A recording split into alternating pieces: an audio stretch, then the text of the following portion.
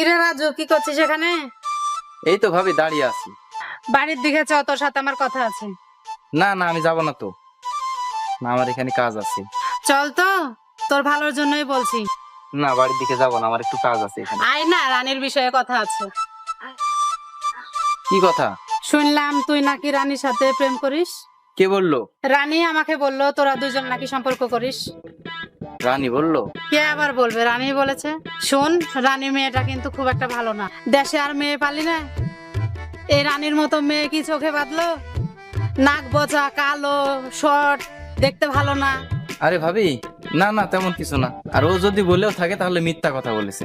রানী আমাকে পছন্দ করে, সেটা আমি জানি। রানীর সাথে আমি যে সম্পর্ক করি, এই কথাটা সঠিক না। তবে আমার বাড়ি থেকেও রানীকে পছন্দ করে। যা করবি দেখে শুনে করবি। আবারও বলছি, রানী মেয়েটা কিন্তু ভালো না। আচ্ছা ভাবি, ঠিক আছে।